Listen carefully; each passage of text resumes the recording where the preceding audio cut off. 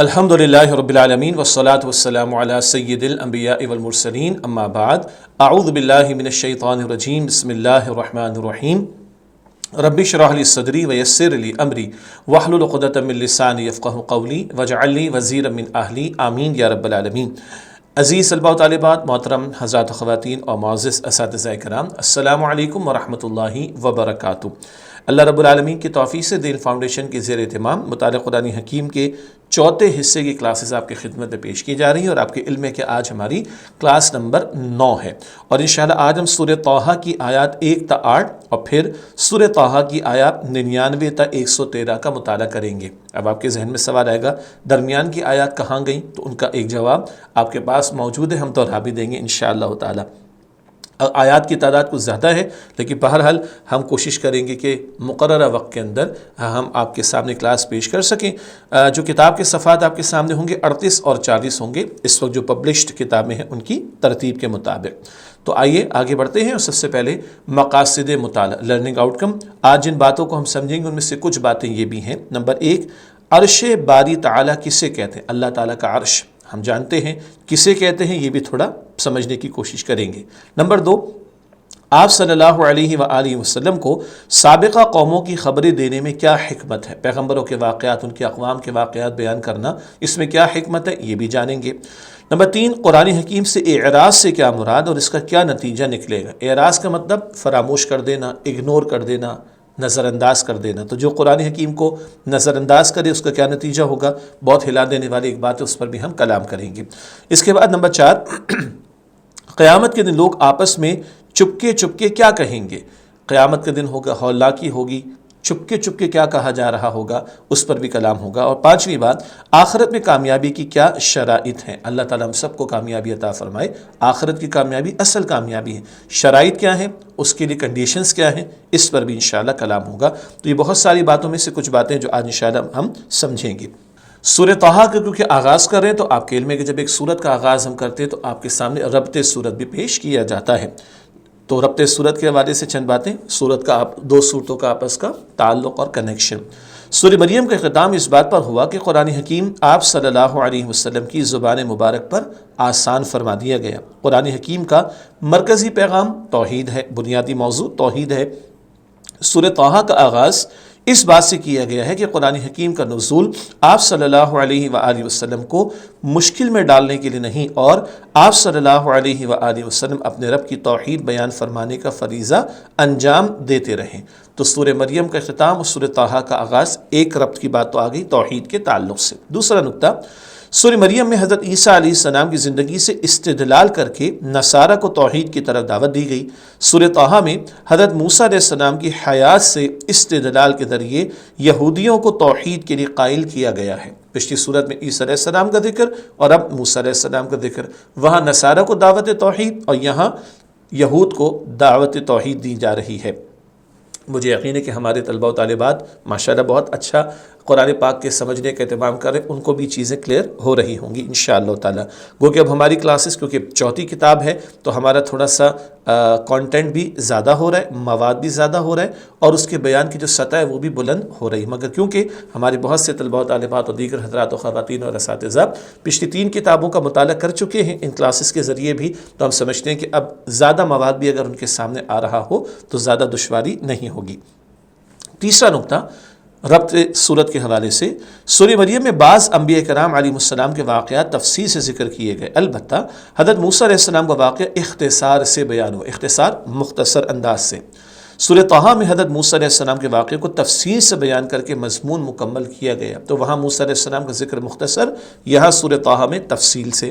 Number 4، کفار و مشرکین کو مسئلہ توحید کے بارے میں جس قدر شبہات تھے، شبہ کی جمع ڈاؤٹ ہونا، شبہ کی جمع شبہات، سورہ کہف اور سورہ مریم میں ان کا جواب دے دیا گیا۔ اس کے بعد سورہ طٰہٰ میں فرمایا گیا اللہ سبحانہ وتعالیٰ کی وحدانیت کی خوب تبلیغ کی جائے۔ وحدانیت اللہ تعالیٰ کا ایک ہونا، توحید، اور اس سلسلے میں پیش آنے والی مصیبتوں اور تکلیفوں کو مردانہ وار برداشت کیا جائے، مردانہ وار بڑی ہمت کے ساتھ برداشت کرنا۔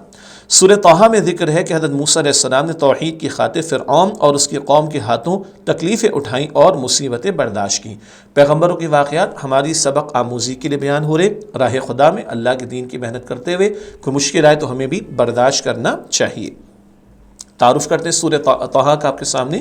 سورہ طٰہٰ ابتدائی مکی دور میں ہجرت حبشہ سے پہلے نازل ہوئی۔ ایبیسینیا انگلش میں کہا جاتا ہے۔ ہجرت حبشہ کا معاملہ کب پیش آیا تھا؟ آغاز وحی کے 5ویں سال نبی اکرم علیہ السلام پر 40 برس کی عمر میں قرآن حکیم کا نزول شروع ہوا۔ اس کے 5ویں برس جو ہے حبشہ کی طرف حضور کی اجازت سے صحابہ کرام نے ہجرت فرمائی، اور وہاں کے بادشاہ کون تھے؟ نجاشی رحمۃ اللہ علیہ۔ سورہ طٰہٰ ابتدائی مکی دور میں ہجرت حبشہ سے پہلے نازل ہوئی۔ یہ سورہ یوسف سے ملتی جلتی صورت ہے، جیسے کہ سورہ یوسف کے 12 رکوع میں سے 11 رکوع میں حضرت یوسف علیہ السلام کا قصہ بیان کیا گیا ہے۔ اسی طرح اس صورت کے 8 رکوعوں میں سے 5 میں حضرت موسیٰ علیہ السلام کی زندگی کا قصہ 3 ادوار کی صورت میں بیان کیا گیا ہے۔ البتہ آپ کو یاد ہوگا کہ اس سیریز میں جو ہم مطالعہ قرآن حکیم کا مطالعہ کر رہے ہیں، دوسرے حصے میں موسیٰ علیہ السلام کا تفصیل واقعہ ہمارے سامنے آ چکا ہے الحمدللہ۔ تو 8 میں سے 5 رکوع میں موسیٰ علیہ السلام کا قصہ سورہ طٰہٰ میں ہے۔ تعارف کے حوالے سے کچھ اور باتیں۔ حضرت موسیٰ علیہ السلام کی پیدائش سے مدین ہجرت فرمانے تک کا دور، 3 ادوار کی بات ہوئی نا، دور کی جمع ادوار، پیریڈز۔ تو پہلا دور کون سا موسیٰ علیہ السلام کا؟ حضرت موسیٰ علیہ السلام کی پیدائش سے مدین ہجرت فرمانے تک کا دور۔ نمبر 2، مدین سے صحرائے سینا کی طرف ہجرت کا دور، یہ واقعات ہم پڑھ چکے ہیں دوسرے حصے میں۔ اور نمبر 3، ہجرت کے بعد سے وفات تک کا دور۔ یہ 3 ادوار ہو گئے۔ حضرت موسیٰ علیہ السلام کی زندگی کی ان تینوں ادوار کی تفصیل مطالعہ قرآن حکیم حصہ 2 میں بھی دیکھی جا سکتی ہے، جیسے کہ میں نے عرض کیا۔ احادیث مبارکہ میں حضرت عمر فاروق رضی اللہ تعالیٰ عنہ کے اسلام لانے کا جو واقعہ بیان ہوا ہے، اس وقت ان کی بہن سورہ طٰہٰ ہی تلاوت فرما رہی تھی۔ مشہور واقعہ، تلوار لے کر نکلے تھے، کسی نے کہا بہن کی خبر تو لو، بہن تو ایمان لے آئی تھی، ان کا نام فاطمہ تھا ماشاءاللہ رضی اللہ تعالیٰ عنہ۔ تو وہ بہن سورہ طٰہٰ کی تلاوت فرما رہی تھی۔ آخر کے 3 رکوعوں میں ایمانیات ثلاثہ کتنے کو کہتے ہیں؟ 3 کو۔ توحید، رسالت اور آخرت کا بیان ہے، اللہ سبحانہ وتعالیٰ کی عظیم قدرتوں اور صفات کا ذکر بیان ہے، اور ایمان برسالت کا ذکر ہے۔ جو بنیادی موضوعات مکی صورتوں کے ہیں، توحید ہے، آخرت ہے، رسالت، یہ سب یہاں بھی آیا ہے سورہ طٰہٰ میں۔ ایک اور نقطہ آپ کے سامنے رکھتے ہیں۔ حضرت آدم علیہ السلام کے واقعے کو مختصراً بیان کیا گیا ہے، قرآن حکیم کا مقام و مرتبہ بیان کیا گیا ہے، اور قرآن حکیم سے اعراض کرنے کی سزا بیان کی گئی ہے۔ مجرموں کو آخرت کے برے انجام سے ڈرایا گیا ہے۔ یہ سورہ طٰہٰ میں تفصیلی واقعہ موسیٰ علیہ السلام کا، اور کچھ اور یہ مضامین بھی آدم علیہ السلام کے قصے کے حوالے سے اور دیگر مضامین بھی سورہ طٰہٰ میں ہمارے سامنے آئیں گے انشاءاللہ تعالی۔ اب آئیے آج جن آیات کا مطالعہ کریں گے ان کا متن یعنی قرآن پاک کا ٹیکسٹ ترجمہ کے ساتھ آپ کے سامنے رکھتے ہیں۔ اس وقت اسکرین پر سورہ طٰہٰ کی آیات 1 تا 6 ہیں۔ اعوذ باللہ من الشیطان الرجیم، میں اللہ کی پناہ میں آتا ہوں شیطان مردود سے۔ بسم اللہ الرحمن الرحیم، اللہ کے نام سے شروع جو بڑا مہربان نہایت رحم فرمانے والا ہے۔ طٰہٰ، اس کا ترجمہ نہیں کرتے، یہی الفاظ پڑھ دیں گے۔ طٰہٰ حروف مقطعات ہیں۔ ما انزلنا علیک القرآن، اے محبوب صلی اللہ علیہ وآلہ وسلم، ہم نے آپ پر یہ قرآن اس لیے نازل نہیں فرمایا لتشقی، کہ آپ مشقت میں پڑ جائیں۔ عربی کا لفظ مشقت ہم اردو میں بھی استعمال کرتے، الا تذکرۃ، بلکہ یہ تو ایک نصیحت ہے، لمن یخشی، اس کے لیے جو اللہ سے ڈرتا ہے۔ تنزیلا ممن، یہ اس اللہ کی طرف سے نازل ہوا ہے، خلق الارض والسماوات العلی، جس نے زمینوں اور بلند آسمانوں کو پیدا فرمایا۔ الرحمن علی العرش استوى، وہ بڑا مہربان عرش پر اپنی شان کے لائق جلوہ فرما ہوا۔ لہو ما فی السماوات، اسی کا ہے جو کچھ آسمانوں میں ہے، وما فی الارض، اور جو زمینوں میں ہے، وما بینہما، اور جو ان دونوں کے درمیان ہے، وما تحت الثری، اور جو کچھ زمین کی انتہائی گہرائی میں ہے۔ اگلی آیات سورہ طٰہٰ آیات 7 اور 8۔ وَإِن تَجْهَرْ بِالْقَوْلِ، اور اگر تم زور سے بات کہو یا آہستہ، فَإِنَّهُ يَعْلَمُ السِّرَّ وَأَخْفَى، تو وہ پوشیدہ بات اور اس سے زیادہ چھپی ہوئی بات جانتا ہے۔ اللہ لا الہ الا ہو، اللہ وہ ہے جس کے سوا کوئی معبود نہیں، لہ الاسماء الحسنی، اسی کے لیے سب اچھے نام ہیں۔ یہ سورہ طٰہٰ آیات 1 تا 8 کا ترجمہ ہوا۔ آگے ایک نوٹ لکھا ہے، اس کی طرف اشارہ پہلے ہو چکا۔ اس سورت کی بقیہ آیات 9 تا 98 مطالعہ قرآن حکیم حصہ دوم میں حضرت موسیٰ علیہ السلام کے قصے میں دی گئی ہیں، یعنی بہت ساری آیات جو درمیان میں آیات 9 تا 98 وہ ہم پڑھ چکے موسیٰ علیہ السلام کے قصے کے ذیل میں اس مطالعہ قرآن حکیم کے دوسرے حصے میں۔ تو اگلی آیات جن کا انتخاب ہم کر رہے ہیں وہ آپ کے سامنے رکھتے ہیں۔ سورہ طٰہٰ آیات 99 تا 103 اس وقت آپ کے ہمارے سامنے اسکرین پر۔ کذالک نقص علیک، اے نبی صلی اللہ علیہ وآلہ وسلم اسی طرح ہم آپ سے بیان کرتے ہیں، من انباء ما قد سبق، ان قوموں کی خبریں جو گزر چکی ہیں، وقد آتیناک من لدنا ذکرا، اور یقیناً ہم نے آپ کو اپنے پاس سے ذکر قرآن عطا فرمایا ہے۔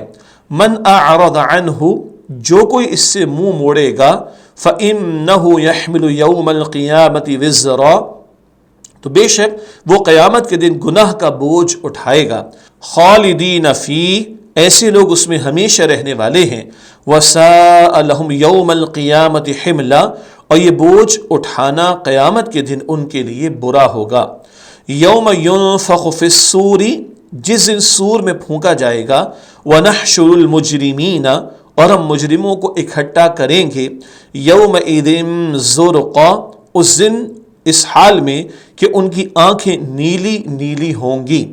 یتخافتون بینہم، وہ آپس میں چپکے چپکے کہہ رہے ہوں گے، ان لبثتم الا عشرا، کہ تم دنیا میں 10 دن کے سوا نہیں ٹھہرے۔ اس کے بعد سورہ طٰہٰ آیات 104 تا 108۔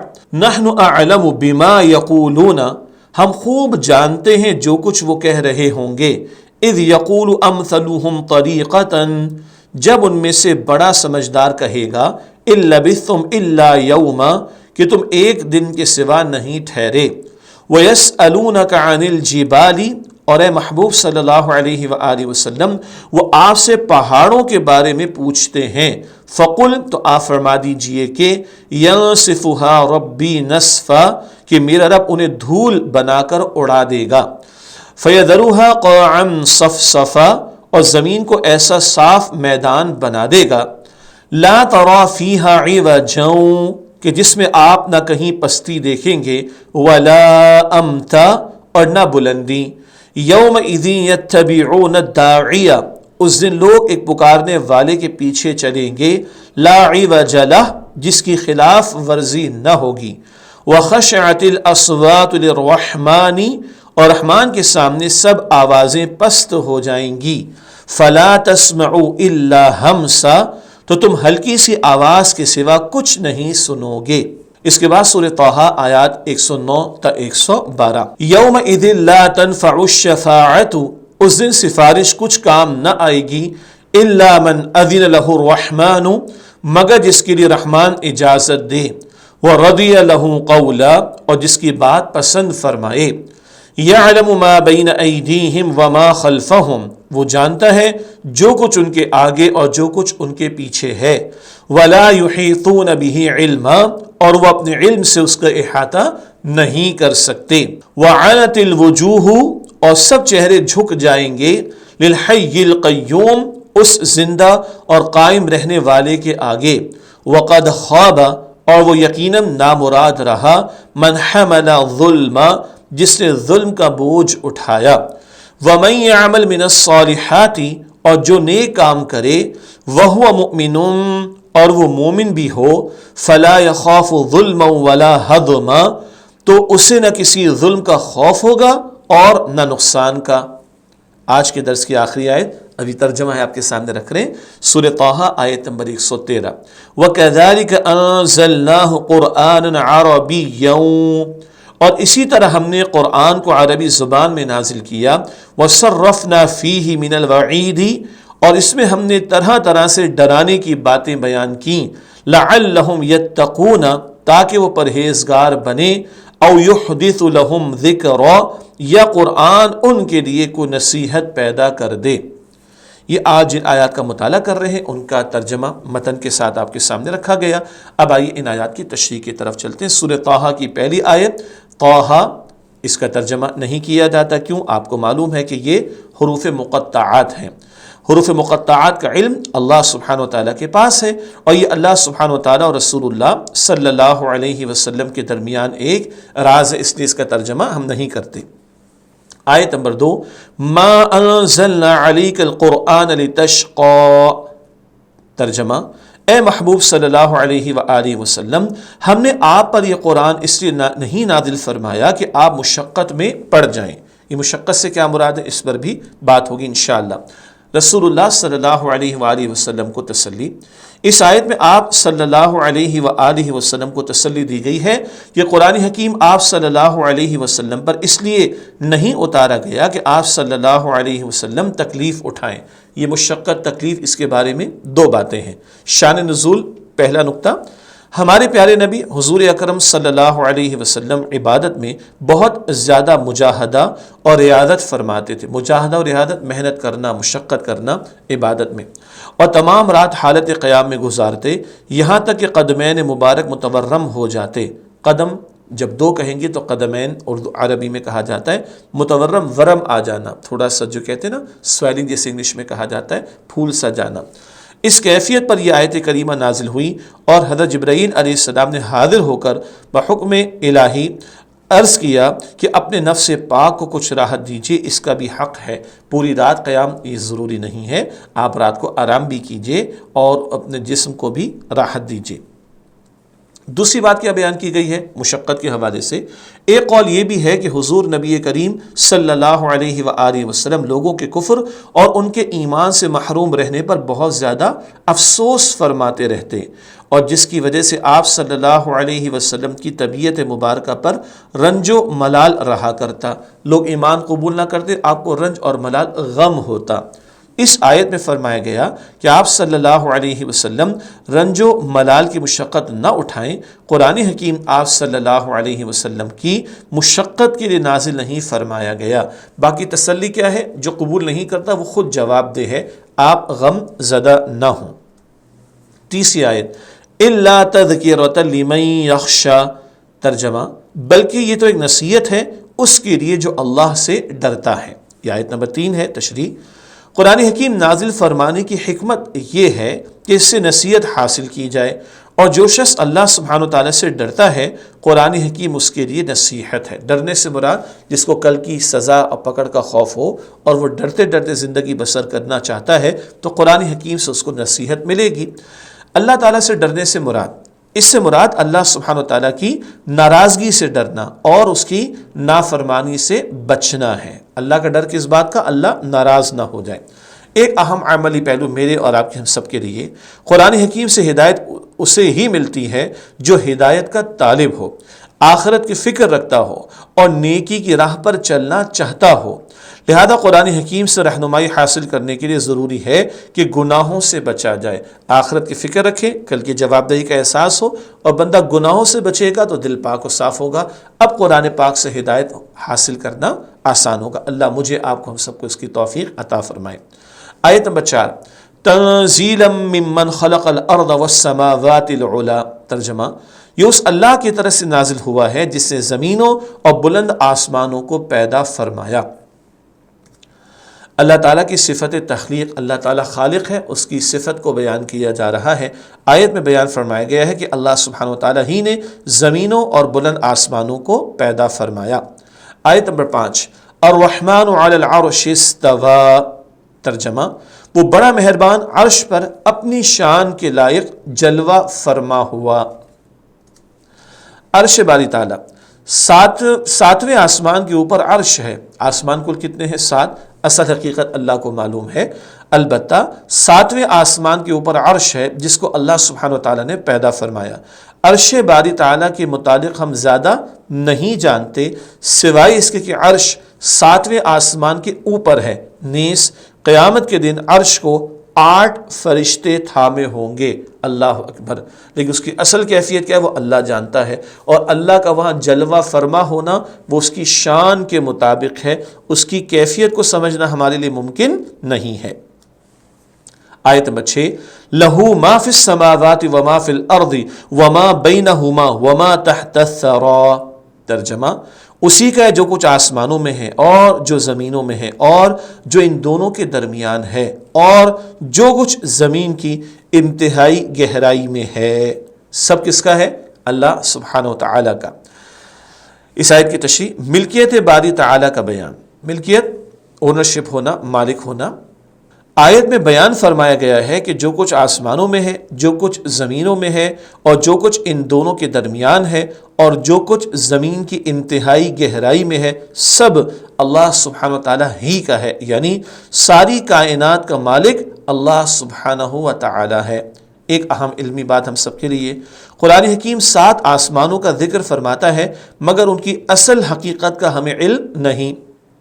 انہی آسمانوں میں فرشتے ہیں، سدرۃ المنتہا ہے، اللہ اکبر، 27 پارے میں سورۃ النجم میں ہم نے پڑھا، عرش باری تعالی ہے، سورج، چاند، ستارے، سیارے، پلانٹس، کہکشائیں، گیلیکسیز اور دوسرے اجرام فلکی ہیں، بہت سارے سولر سسٹمز ہیں، اور اسی طرح زمین میں انسان، جن، حیوانات، نباتات اور جمادات سالڈ میٹرز وغیرہ ہیں۔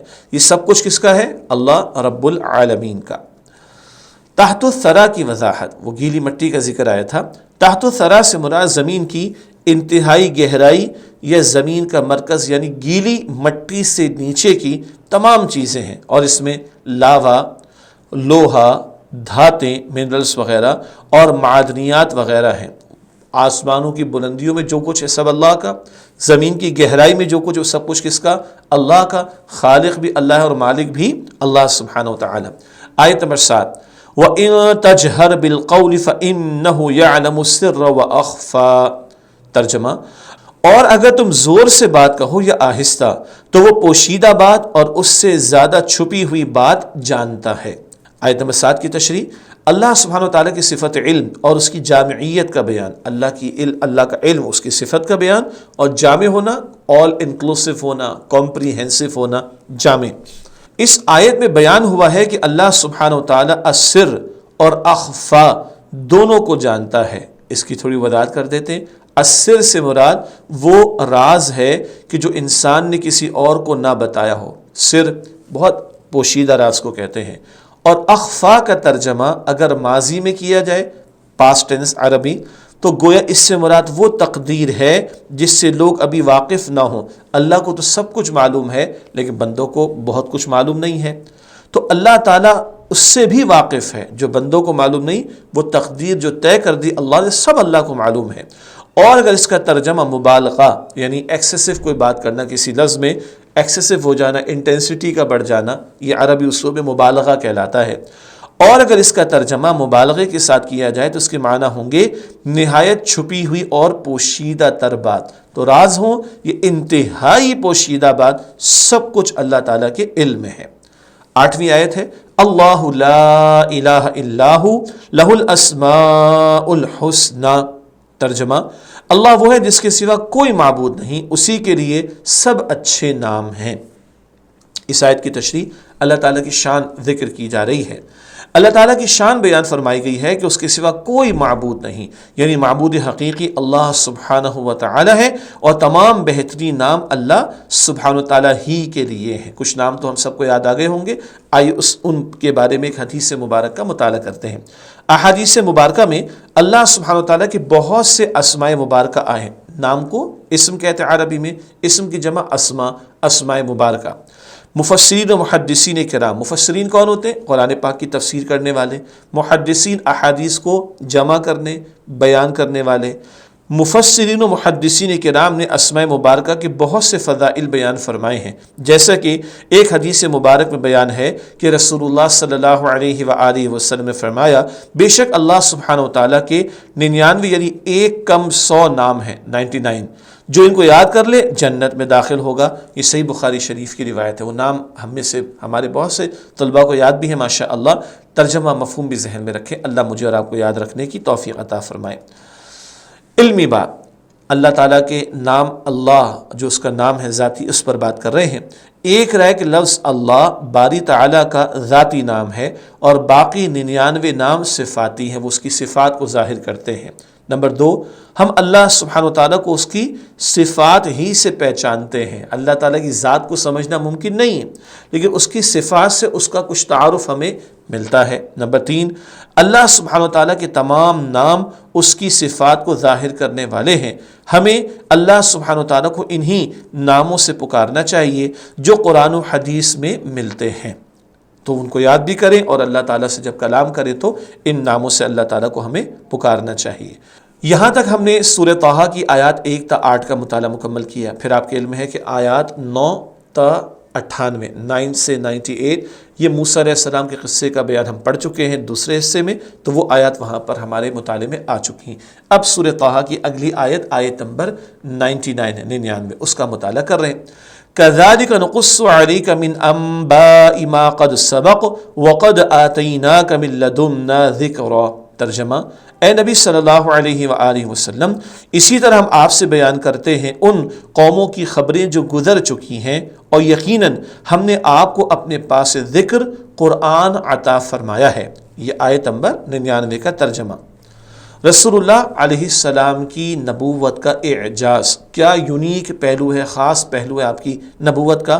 آپ صلی اللہ علیہ وسلم کی نبوت کا اعجاز بیان فرمایا گیا ہے کہ اللہ سبحانہ و تعالیٰ نے آپ صلی اللہ علیہ وسلم کو سابقہ قوموں کی خبروں یعنی حالات و واقعات سے آگاہ فرمایا، اور یہ اللہ تعالیٰ وحی کے ذریعے سب کچھ آپ کو بتا رہا ہے۔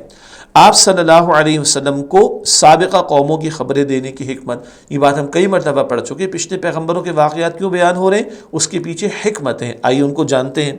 سابقہ قوموں کی خبریں دینے کی حکمتیں مندرجہ ذیل ہیں۔ نمبر 1، آپ صلی اللہ علیہ وسلم کی نبوت کے ثبوت کے لیے یہ صدیوں پرانے واقعات آپ کیسے بیان کر رہے ہیں، آپ اللہ کے رسول ہیں صلی اللہ علیہ وسلم۔ نمبر 2، تاکہ مخالفین سابقہ قوموں کے انجام سے عبرت حاصل کرتے ہوئے راہ راست پر آ جائیں، صحیح راہ پر، راست صحیح کو کہتے ہیں، اور مسلمان بھی ان کوتاہیوں کے ارتکاب سے باز رہے۔ ارتکاب کو کام کر ڈالنا، تو بتایا جا رہا ہے پچھلی قوموں کے حالات دیکھو، برے اعمال کرو گے یہ انجام ہوگا، یہ کفار کو سمجھایا جا رہا ہے، اور مسلمانوں کو کیا بتایا جا رہا ہے، یہ برے کاموں سے بچو جس پر اللہ تعالیٰ کی طرف سے پکڑ اور سزا اور عذاب آ جاتا ہے۔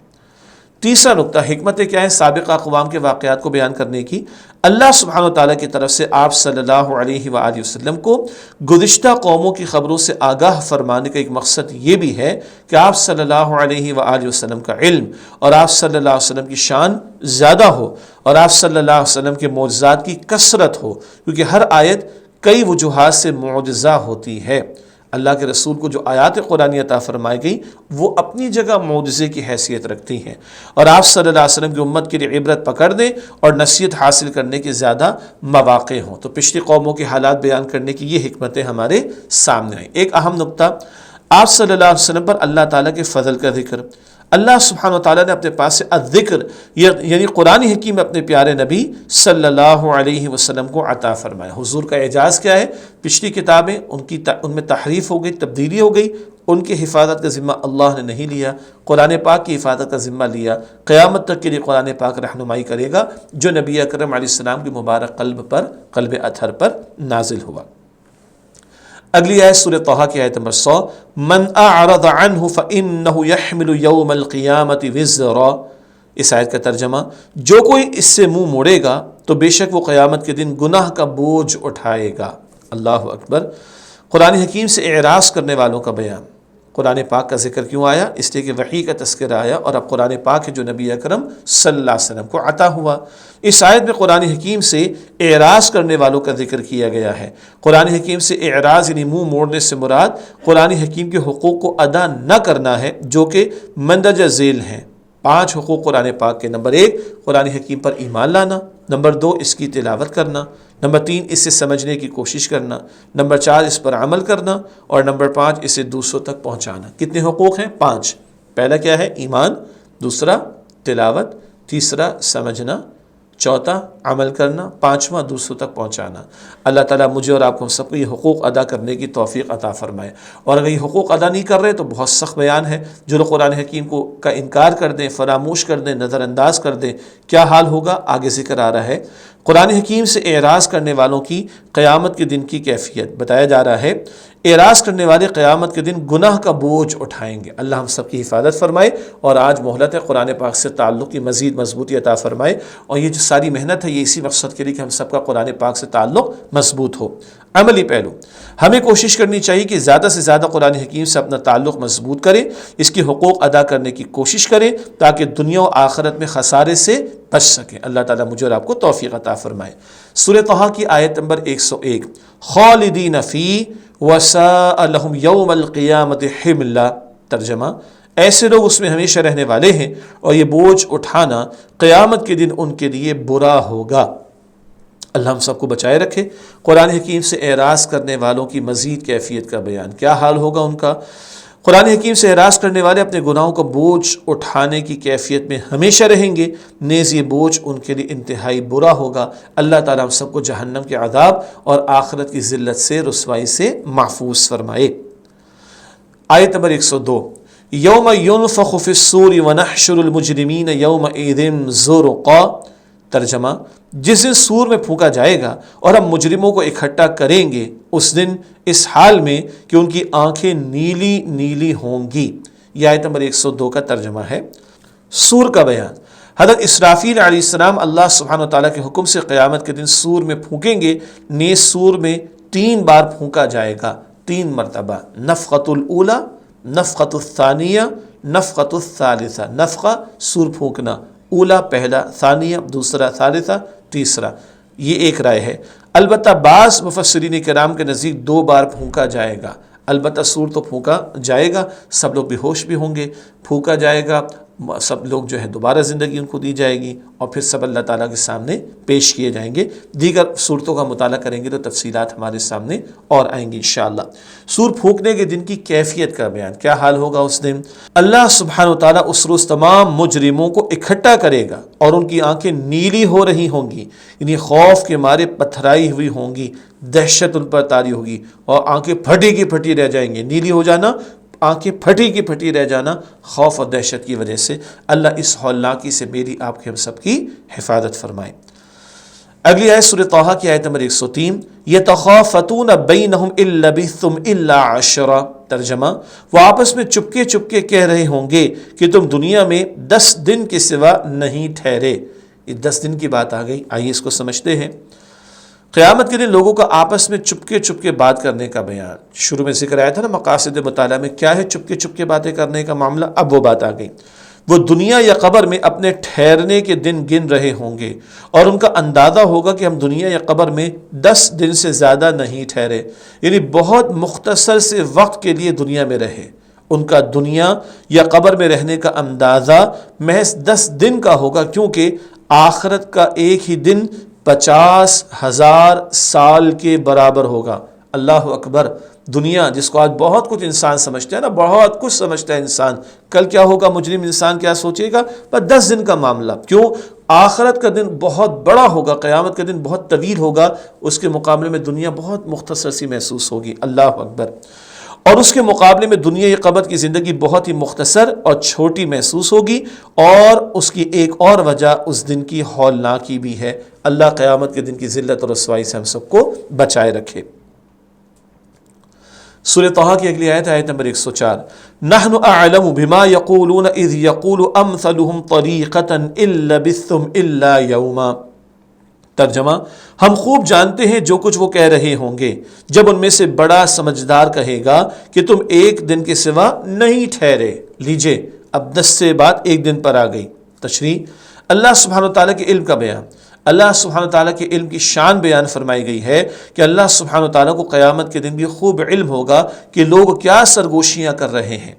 دنیا کی زندگی کے بارے میں ایک بڑے سمجھدار انسان کی رائے، جو ان میں زیادہ سمجھدار ہوگا اس کی رائے آ رہی ہے۔ قیامت کے دن دنیا کی زندگی کے بارے میں ایک بڑے سمجھدار انسان کی یہ رائے ہوگی کہ ہم ایک دن سے زیادہ دنیا میں نہیں رہے۔ اس رائے کو زیادہ سمجھدار آدمی کی رائے اس لیے کہا گیا کہ آخرت کی ہمیشہ کی زندگی کے مقابلے میں دنیا کی بڑی سے بڑی عمر بھی نہ ہونے کے برابر ہے۔ اس حقیقت کو سمجھنے والا ہی در حقیقت عقل مند ہے، یہی سب سے بڑی سمجھداری ہے۔ اللہ ایسی عقل مجھے اور آپ کو بھی عطا فرمائے۔ آخرت ہمیشہ کے لیے ہے، دنیا بہت مختصر۔ تو عقل مندی کیا ہے؟ اس کے چکر میں ہمیشہ کی زندگی کو خراب نہ کریں، اس دنیا کی چھوٹی سی زندگی کے چکر میں آخرت کی ہمیشہ کی زندگی کی ناکامی کا خطرہ نہ مول لیں، یہی سب سے بڑی عقل مندی ہے۔ آیت نمبر 105، وَيَسْأَلُونَكَ عَنِ الْجِبَالِ فَقُلْ يَنسِفُهَا رَبِّي نَسْفًا۔ ترجمہ، اور اے محبوب صلی اللہ علیہ وآلہ وسلم، وہ آپ سے پہاڑوں کے بارے میں پوچھتے ہیں تو آپ فرما دیجئے کہ میرا رب انہیں دھول بنا کر اڑا دے گا۔ یہ قیامت کا بیان آ رہا ہے، تشریح دیکھتے ہیں۔ قریش مکہ کا آپ صلی اللہ علیہ وسلم سے پہاڑوں کے بارے میں سوال، وہ آپ صلی اللہ علیہ وسلم سے پوچھتے تھے کہ قیامت کے دن پہاڑوں کا کیا حال ہوگا؟ قیامت کے دن پہاڑوں کی کیفیت یہ ہوگی کہ اللہ سبحانہ وتعالی انہیں دھول بنا کر اڑا دے گا، کالعہن المنفوش۔ یہ ہمیں سورہ قاریہ میں پڑھنا آتا ہے نا، پڑھتے بھی ہیں، ترجمہ بھی ذہن میں ہوگا۔ رنگین اون کی طرح اللہ بکھیر کر رکھ دے گا ان کو، اللہ اکبر۔ یہاں فرمایا کہ دھول بنا کر پہاڑوں کو اللہ اڑا دے گا۔ آیت نمبر 106، فَيَذَرُهَا قَاعًا صَفْصَفًا۔ ترجمہ، اور زمین کو ایسا صاف میدان بنا دے گا۔ آگے مزید بات بھی اگلی آیت میں آ رہی ہے۔ اس آیت کی تشریح، قیامت کے دن زمین کی کیفیت، قیامت کے دن زمین کی یہ کیفیت ہوگی کہ اللہ سبحانہ وتعالی اسے صاف چٹیل میدان بنا دے گا، اللہ اکبر۔ اگلی آیت میں ایک اور بات اسی زمین کے بارے میں، آیت نمبر 107 ہے، لا ترى فيها عوجا ولا امتا۔ ترجمہ، کہ جس میں آپ نہ کہیں پستی دیکھیں گے اور نہ بلندی، بالکل برابر کر دی جائے گی، یہ مفہوم آ رہا ہے۔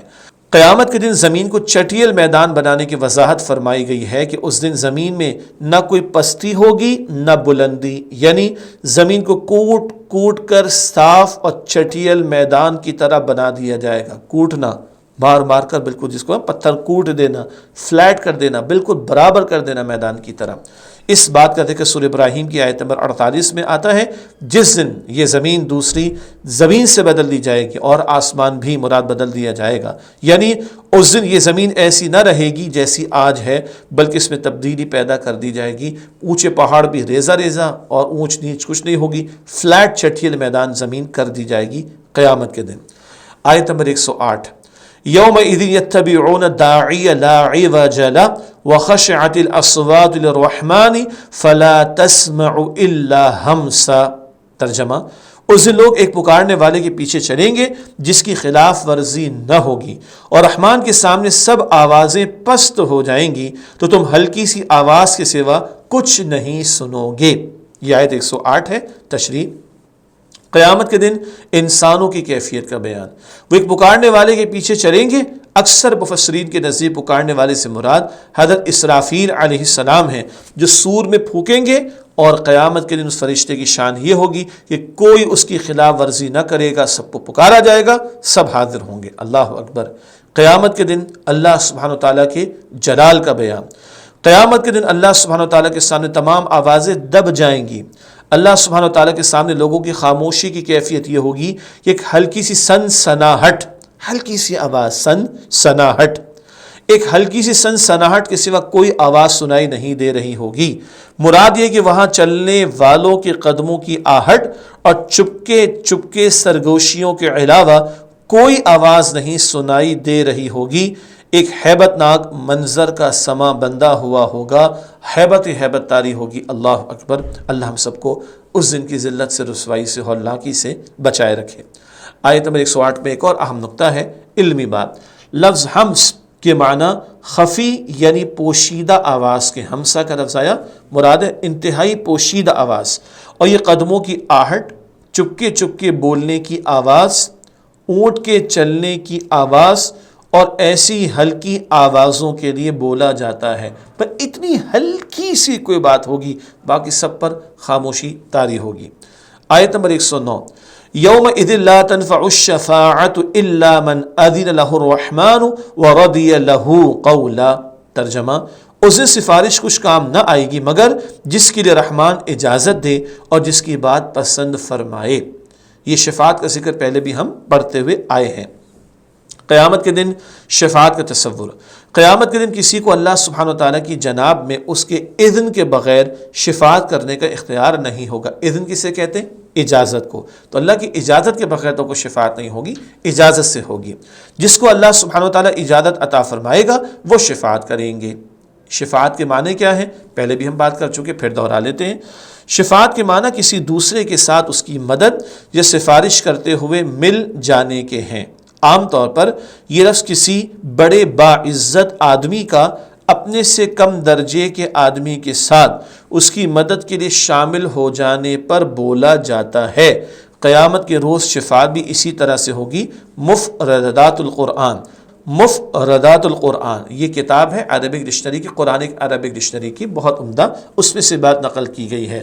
تو بڑے اس درجے کا آدمی ذرا کم درجے کے آدمی کی مدد میں شامل ہو جائے، اس کو شفاعت کہتے ہیں۔ قیامت کے دن بھی ایسا ہوگا، اللہ کے مقرب بندوں کو اللہ تعالیٰ شفاعت کرنے کی اجازت دے گا۔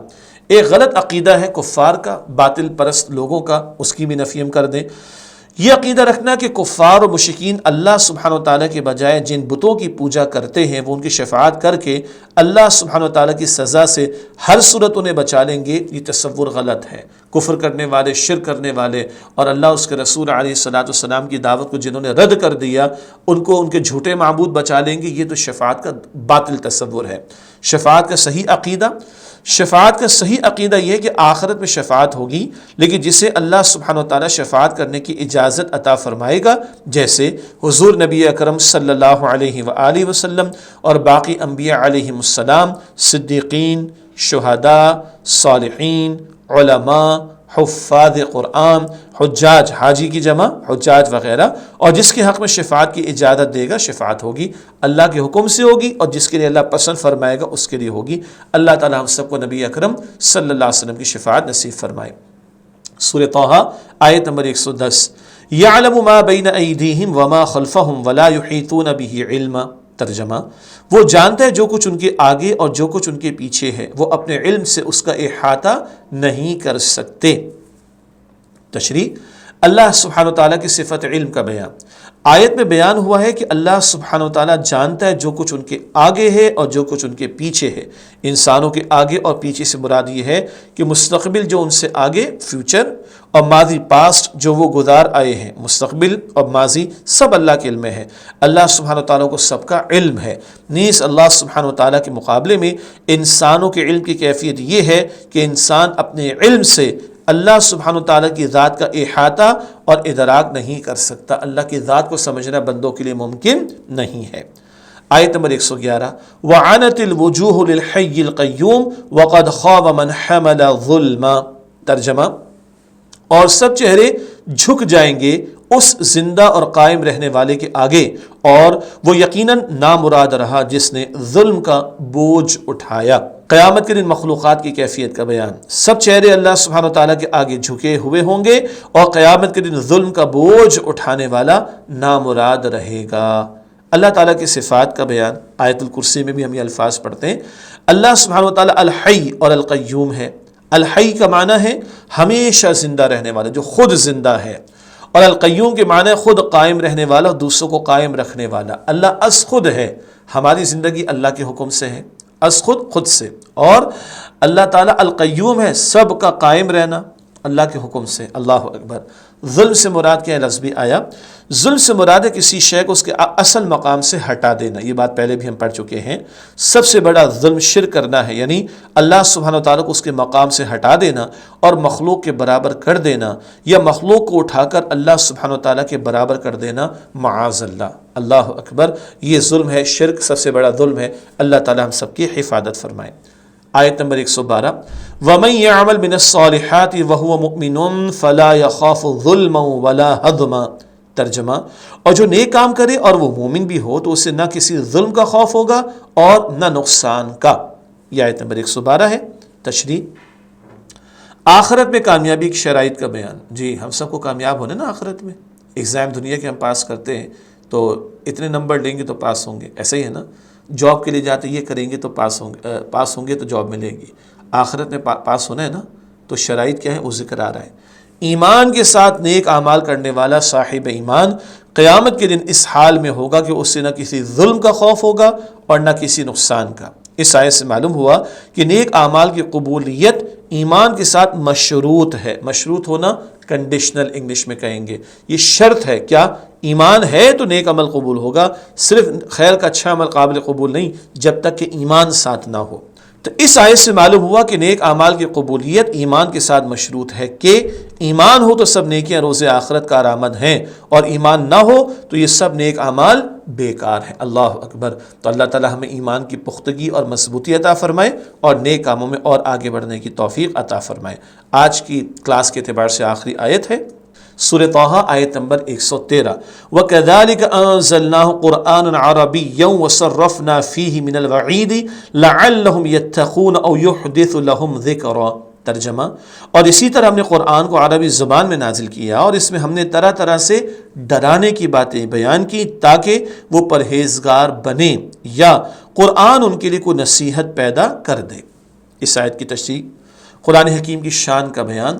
قرآن حکیم کو اللہ سبحانہ و تعالیٰ نے عربی زبان میں نازل فرمایا ہے، اور اس میں اللہ سبحانہ و تعالیٰ نے مختلف مثالوں اور طریقوں سے آخرت کے عبرت ناک انجام سے ڈرایا ہے۔ نیز قرآن حکیم میں بار بار اور مختلف انداز سے ڈرنے کی باتیں بیان کی گئی ہیں تاکہ لوگ پرہیزگار بنیں اور اللہ سبحانہ و تعالیٰ کی نافرمانی سے بچیں۔ خوف ہوگا تبھی عمل درست ہو سکے گا۔ آخری بات، قرآن حکیم کے نزول کی حکمت، تاکہ قرآن حکیم لوگوں کے لیے نصیحت بن جائے۔ ہدایت کی کتاب ہے نا، نصیحت حاصل کر کے عمل کریں گے تو کل کامیاب ہو سکیں گے۔ جی عزیز طلباء و طالبات اور محترم ناظرین کرام، اب کچھ کلاسز ہماری آپ کے علم میں ہے کہ طویل بھی ہو رہی ہیں، اور ماشاءاللہ چوتھا حصہ بھی ہے تو طویل تو ہونا چاہیے تھوڑا سا۔ اللہ تعالیٰ مجھے اور آپ کو سمجھنے کی عمل کرنے کی توفیق عطا فرمائے۔ اگلی کلاس میں پھر آپ سے ملاقات ہوگی اور سورہ طٰہٰ کے مطالعے کی تکمیل ہوگی انشاءاللہ تعالیٰ۔ تب تک کے لیے اجازت، وآخر دعوانا الحمد للہ رب العالمین، والسلام علیکم ورحمۃ اللہ وبرکاتہ۔